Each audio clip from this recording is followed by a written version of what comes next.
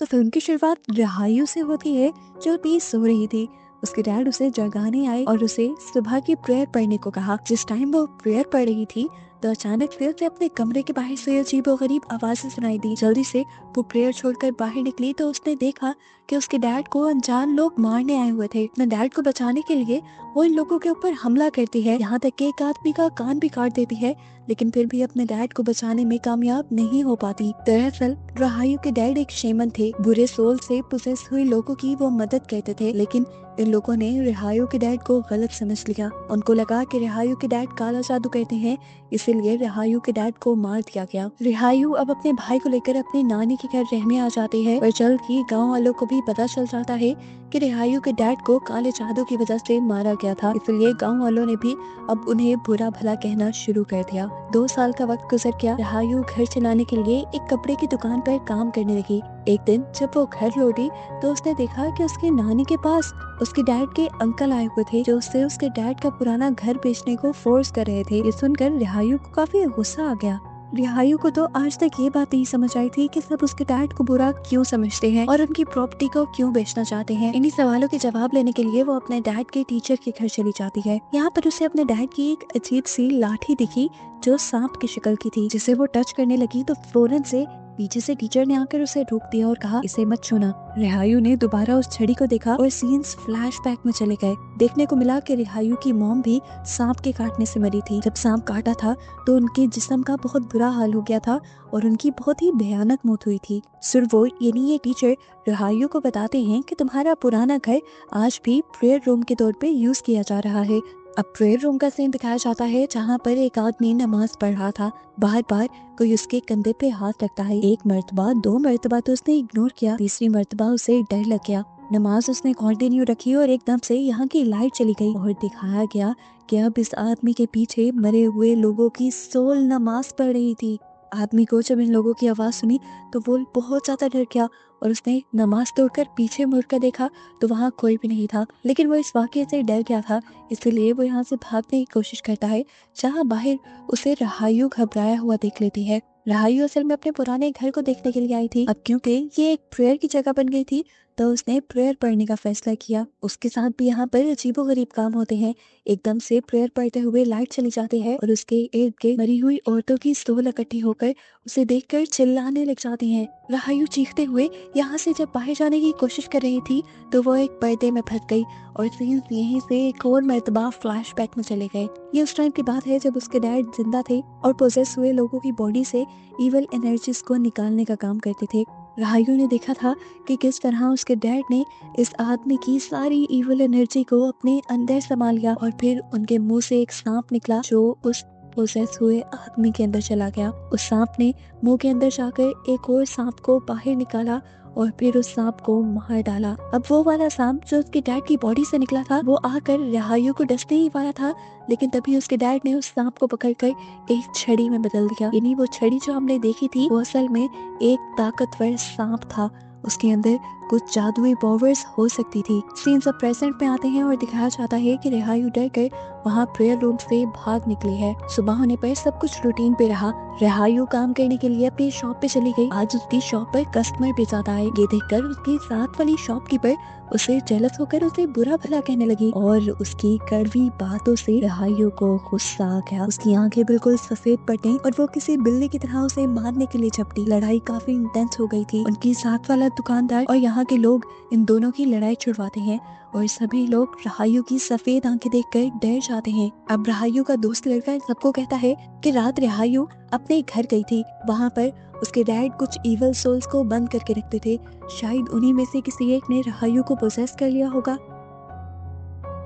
खैर इन सारी चीजों से रिहायू बहुत ज्यादा डर चुकी थी, इसलिए वो घर वापस आ गई। घर आकर उसने अपनी नानी से अपने डैड के काम के बारे में पूछा तो उसकी नानी ने भी यही बताया कि उसके डैड इविल सोल से मदद लेते थे और अपना काम करने के बाद उन सबको एक कमरे में बंद कर दिया करते थे। इसलिए वो रूम अब बुरी आत्माओं का घर बन गया है। वो रिहायू को भी आइंदा वहाँ जाने से मना करती है, लेकिन रिहायू तो दोबारा से जैसे पोसेस हो गई थी। पता नहीं कैसे वो दोबारा उसी रूम के बाहर पहुँच जाती है। यहाँ आकर वो देखती है कि एक और आदमी यहाँ पर प्रेयर पढ़ने आया है, लेकिन यहाँ पर उसे प्रेयर पढ़ते हुए बहुत ज्यादा तकलीफ हो रही थी। रहायू ने जब ये नोटिस किया तो अगले ही पल उसे देखने को मिला कि प्रेयर पढ़ने वाले आदमी के पीछे जिन का एक बच्चा लटका हुआ है, इसीलिए उसे इतनी मुश्किल हो रही थी। अब खुद भी वो प्रेयर पढ़ने के लिए आ गई। जब वो प्रेयर पढ़ रही थी तो उसे अपने इर्द गिर्द बहुत सारी सोल्स के पाँव दिखे। वो बुरी तरह डर गई और उसने प्रेयर्स पढ़ना शुरू कर दी, और उसके प्रेयर पढ़ने से जैसे किसी सोल को तकलीफ हुई हो, वो सर पकड़कर रिहायू के सामने बैठ गई। उसे देखकर रिहायू डरकर पीछे की तरफ गिर जाती है, जहाँ पर बहुत सारी और सोल्स पहले से ही लेटी हुई थी और उसे अब पकड़ने की कोशिश कर रही थी। और इसी के साथ उसे दोबारा से पास्ट के विजन्स आने लगते हैं। पास्ट में उसके डैड अपने पास मौजूद सोल्स के जरिए एक आदमी के ऊपर रिचुअल कर रहे थे, उसे पोजेशन से निकाल रहे थे, और उस टाइम पर वहाँ पर रिहायू आ गई। रिचुअल टूट गया और उन सारी की सारी सोल्स ने रिहायू को पोजेस कर लिया। और यहाँ एक ट्विस्ट ये रिवील होता है कि रिहायू अभी नहीं बल्कि बचपन से ही उन इवल सोल्स से पोजेस थी। फिर वो अब दोबारा प्रेयर रूम में थी और वो भागकर प्रेयर रूम से अपने घर वापस आ जाती है। इन्हीं सीन्स दोबारा प्रेजेंट में आ चुके हैं, जहाँ अपनी नानी के पास आते ही उसने देखा कि सुबह उसने जिस लड़की को मारा था उसकी मॉम आकर उसे डांट रही थी। वो उसकी मॉम से माफी मांग लेती है और यहाँ उसकी नानी उसे सख्ती से कहती है कि मैंने मना किया था ना, तुम उस रूम में नहीं जाओगी। लेकिन रिहायू को नानी की ये बात बुरी लग गई थी। वो अब अपनी नानी से झगड़ा करके दोबारा प्रेयर रूम में जाकर नमाज पढ़ने लग जाती है, जहाँ पर इस मर्तबा उसे एक नया विजन नजर आता है। वो देखती है कि छोटी रिहायू को किसी सोल ने पोजेस कर लिया था और छोटी रिहायू उस सोल की गोद में सो रही थी। इस मर्तबा भी डरकर वो जब इस रूम से भागने की कोशिश करती है तो वो इस रूम से बाहर निकलने के बजाय सोल्स की दुनिया में पहुंच जाती है, जहाँ पर सारी सोल्स एकदम से उसके ऊपर हमला करने वाली थी। लेकिन उससे पहले ही किसी ने उसका हाथ खींचकर उसे बचा लिया। उसे जब होश आया तो वो अपने डैड के टीचर के घर पे थी और उसके साथ उसका दोस्त था। यहाँ पर सुरवो यानी उसके डैड के टीचर उसे बताते हैं कि बचपन में ही तुम्हें इन इवल सोल्स ने पोजेस कर लिया था और तुम्हारा एक्सोर्सिज्म करने के लिए यहाँ सिंतोत यानी तुम्हारे डैड के अंकल आए थे, लेकिन वो तुम्हारा एक्सोर्सिज्म ठीक से नहीं कर पाए और जब तुम घर वापस लौटी तो तुमने खुद ही इन सारी सोल्स को बुला लिया। इसी वजह से उस दिन से लेकर अब तक रिहायू पूरी तरह से उन सोल्स के कब्जे में थी। सुरवो से बताते हैं कि तुम्हें अभी भी ठीक करने के लिए एक्सोर्सिज्म करने की जरूरत है। दिन गुजरते रहते हैं और रिहायू की हालत दिन ब दिन और खराब होती जाती है। उसकी तबीयत भी बहुत ज्यादा बिगड़ने लगी थी और उसे अब जगह जगह बहुत सारी सोल्स दिखाई देती थी, यहाँ तक के अपने काम की जगह पर भी। यहाँ रिहायू की नानी जब बाजार में जरूरत का सामान लेने आई होती है, तभी वो आंटी जिनकी बेटी को रिहायू ने मारा था वो दोबारा बाजार में खड़े होकर रिहायू की नानी की बेइज्जती करने लग जाती है। ये देखकर रिहायू को पता नहीं क्या हुआ, उसके अंदर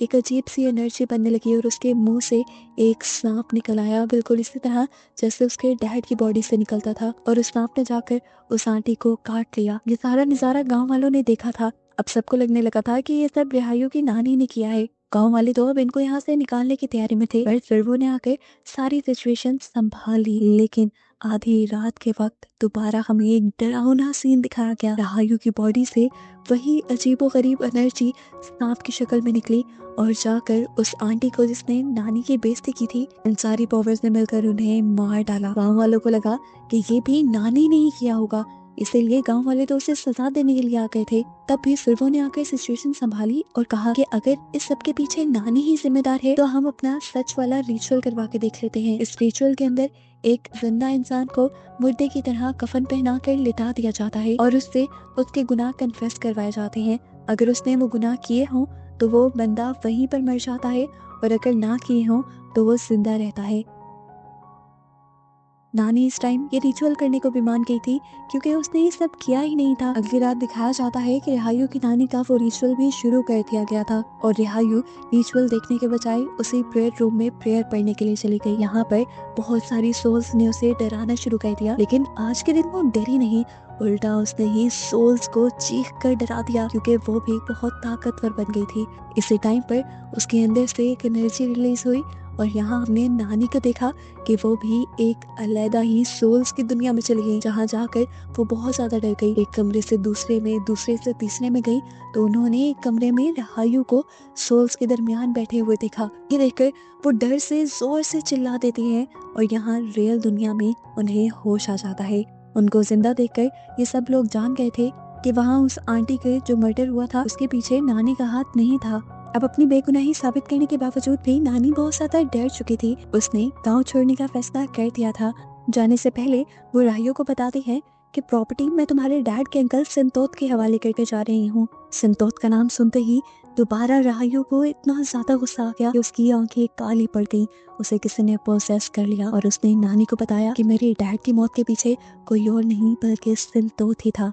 जिस आदमी ने मेरे डैड को मारने की कोशिश की थी उसे मैंने ही काटा था और अपने डैड के मरने के बाद मैंने उस आदमी को संतोष के साथ देखा था और गांव वालों को भी अंकल ने ही जमा किया था ताकि हमें हमारे घर से निकलना पड़े। वो अजीब सी आवाज में कहती है, संतोष ने ही हमारे डैड को मरवाया है। ये आवाज इतनी भयानक थी कि नानी को अपने कान बंद करने पड़ी और ये सारी बात कहने के बाद राहियो बेहोश हो गई। राहियो को अब शाम में होश आया था। वो काम पे भी नहीं गई थी। होश में आते ही जब वो काम पे गई तो उसे बताया गया कि उसके लेट आने की वजह से उसे काम से निकाल दिया गया था। उसकी बची हुई सैलरी उसे देकर उसे यहाँ से चले जाने को कह दिया जाता है और राहियो घर आकर फूट फूट के रोने लग जाती है। उसके रोने पर, दुखी होने पर उसके अंदर की पावर्स दोबारा से जाग जाती हैं और उसके अंदर से एक सांप निकलकर उसकी ऑनर को काट जाता है, जिससे उसकी ऑनर की भी मौत हो गई थी। यहाँ राहियो वाले वाक्य के बाद नानी बुरी तरह डर चुकी थी। उन्हें कुछ समझ नहीं आ रहा था। उन्हें जगह जगह सांप के हेलुसिनेशंस हो रहे थे, यानी उन्हें जगह जगह सांप नजर आ रहे थे। जब राहियो का भाई उनसे पानी मांगने आया तब भी उन्हें कुछ समझ न आई। उन्होंने देखा कि एक सांप राहियो के भाई को मारने वाला है। उसने उस सांप को ही पकड़ लिया और जोर जोर से उस सांप को दीवार से मारकर उसे मारने लग गई। वो राहियो के भाई को बचाना चाह रही थी। राहियो भी जब यहाँ आई तो उसने नानी को ऐसा करने से रोका, लेकिन नानी रुकी नहीं और एकदम से जब वो होश में आई तो पता चला कि उन्होंने किसी सांप को नहीं बल्कि राहियो के भाई को ही मार डाला था। इन्हीं हेलुसिनेशन की वजह से वो उस बच्चे को ही सांप समझने लगी थी और इस चीज का उसे बहुत ज्यादा दुख होता है।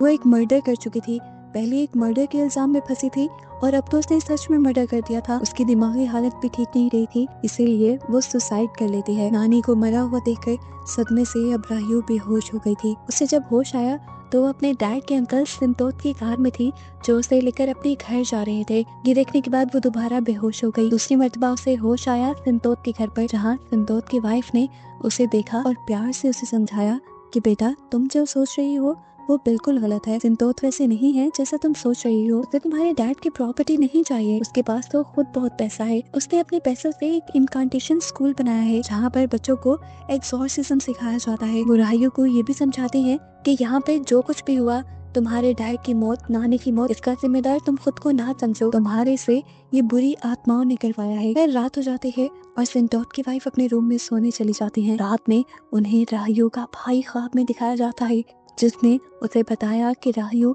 उस प्रेयर रूम से कनेक्टेड है और अगर उसकी जान बचानी है तो उसका एक्सॉर्सिज्म करना जरूरी है और उसके एक्सॉर्सिज्म के लिए वो सांप वाली छड़ी जरूरी है जो उसके डैड के पावर से बनी है। सुबह होने पर वो ये सारी बात संतोष को बता देती है और संतोष वो छड़ी लेने के लिए उस प्रेयर रूम में चला जाता है। इस रूम में उस छड़ी को ढूंढते हुए उन्हें अजीब काले जादू की चीजें मिल जाती हैं, जिस पर कुछ इनकांटेशन पढ़ने पर संतोष को पता चल जाता है कि ये सारा का सारा किया धरा सुरवो का है, राहियो के डैड के टीचर का। असल में राहियो के डैड को मरवाने के पीछे सुरवो ने ही काला जादू किया। ये जानकर अब संतोष उससे पूछता है, आखिर तुमने ऐसा क्यों किया? ये सुनकर सुरवो ने बताया, जब से राहियो के डैड सिमरी लोगों की मदद करने लगे थे, लोगों ने मेरे पास आना बंद कर दिया था। लोग इनकांटेशन के लिए फिर सिमरी के पास ही जाते थे। इससे उसकी दौलत बढ़ती गई और मेरी घटती गई। मेरा नाम कम होने लगा और सिमरी का बोलबाला ज्यादा हो गया। बात मैं बर्दाश्त नहीं कर सका, इसलिए मैंने उसे मारने का प्लान बना लिया। असल में संतोष सिमरी के अंकल नहीं बल्कि सुरवो, सिमरी के टीचर, उसकी जायदाद को हड़प करना चाहते थे। इसलिए राहियो भी जब वापस गांव आई और आकर वो सुरवो से मिली तो सुरवो ने जानबूझकर ही उसे प्रेयर रूम में वापस भेजा था ताकि वो दोबारा से उन पावर्स से पोजेस हो जाए जिनसे पहले बचपन में संतोष ने उसकी जान छुड़ा दी थी। सारी सच्चाई जानने के बाद संतोष छड़ी लेकर वापस राहियो के पास आ जाता है उसका एक्सॉर्सिज्म करने के लिए। राहियो को एक रूम में लेकर आया गया था जहाँ पे बहुत सारे आदमी थे और इन्हीं आदमियों में एक आदमी वो भी था जिसने राहियो के डैड का कत्ल किया था। उसे देखकर राहियो गुस्से में आ जाती है और इवल एनर्जीज दोबारा से उस पर कंट्रोल बना लेती हैं। उसकी आंखें अजीब सी हो जाती हैं और वो पागलों की तरह चिल्लाती है और संतोष के ऊपर ही हमला करने के लिए बढ़ती है क्योंकि उसे लग रहा था कि संतोष ने उसके डैड को मारा है। लेकिन यहाँ संतोष उसे सच बताता है कि मैंने नहीं बल्कि सुरवो ने अपनी काली जादू से तुम्हारे डैड को मारा था। चिल्ला कर राहियो बोली, मैंने उस आदमी को यहाँ देखा है जिसने मेरे डैड को मारा था। तो इस टाइम सिंतोत ने ये कन्फेस कर लिया, वो लड़का मेरा बेटा था और मुझे आज से 2 साल पहले ही बस पता चला कि मेरा बेटा तुम्हारे डैड के मर्डर में सुरवो के साथ शामिल था और मैंने अपने बेटे को बचाने के लिए बस इस सच्चाई को छुपा लिया और इसीलिए तुम्हारी फैमिली की बहुत बेइज्जती हुई, तुम्हारी फैमिली को बहुत कुछ सहना पड़ा, तुम्हारी नानी मर गई, तुम्हारा भाई मर गया और इस चीज का मुझे आज तक रिग्रेट भी है। रायू का गुस्सा अभी भी सिंतोत पे था। आखिर उसने इतनी बड़ी सच्चाई छुपाई कैसे थी? सिंतोत की गलती की सजा देने के लिए वो उसी के बेटे को पोजेस करवा देती है इविल एनर्जी से और वो उसका बेटा फिर पोजेस होकर उसी को मार देता है। अजीबोगरीब आवाजें सुनकर सिंतोत की वाइफ इस रूम में आ जाती है और देखते हैं कि सिंतोत तो पहले ही मर चुका है और उसे मारा उसके अपने बेटे ने था। वो सबसे पहले अपने बेटे को एक्सोर्सिज्म करके होश में लेकर आते हैं और जब उनका बेटा देखता है कि उसने अपने डैड को ही मार दिया तो वो टूट सा जाता है। इस गुनाह के पछतावे ने उसका दिमाग चकर लिया था और इसी वजह से वो सुसाइड कर लेता है, अपनी ही जान ले लेता है। सिचुएशन हाथ से निकलती जा रही थी। सिंतोत की वाइफ को पता चल गया था कि सिचुएशन को कंट्रोल करने के लिए राहियो का एक्सोर्सिज्म करना जरूरी है। वो अपने सारे दुख भुलाकर अपने बेटे अपने हस्बैंड की मौत को साइड पे रखकर राहियो का एक्सोर्सिज्म शुरू कर देती है और फिर उसके अंदर से सारी इवल एनर्जीज को बाहर निकाल देती है। इवल एनर्जीज के उसके बॉडी से निकलते ही राहियो बिल्कुल नॉर्मल हो जाती है और अगले दिन हमें सिंतोत और उसके बेटे का फ्यूनरल दिखाया जाता है। राहियो को बहुत ज्यादा दुख हो रहा था लेकिन इस मर्तबा भी सिंतोत की वाइफ जो कि एक बहुत अच्छी लेडी थी, उसने बहुत ही प्यार से रायू को समझाया कि इस सब की जिम्मेदार तुम नहीं हो, तुम अपने आप को इस सब के लिए बुरा मत समझो, ये सब इवल एनर्जीज की वजह से हुआ था जिन्हें एक्सोर्सिज्म करके मैंने तुम्हारी बॉडी से निकाल दिया है और अब तुम बिल्कुल नॉर्मल हो। सिंतोत की वाइफ ने उसे ये भी बताया कि तुम्हें जिस इवल एनर्जी ने पोजेस किया हुआ था, जिस जिन ने पोजेस किया हुआ था, उसका नाम कंशाप था जो बहुत ही ताकतवर जिन है। उस जिन का कुछ लिंक, कुछ एनर्जी उस छड़ी के अंदर भी थी जिससे राहियो का एक्सोर्सिज्म किया गया था। इसीलिए सिंतोत की वाइफ उस छड़ी को भी डिस्ट्रॉय करवा देती है जिससे आज के बाद राहियो का ऐसी किसी भी एनर्जी से कोई भी कनेक्शन ना बने। और बस यही सब दिखाते हुए ये कहानी यहाँ खत्म हो जाती है।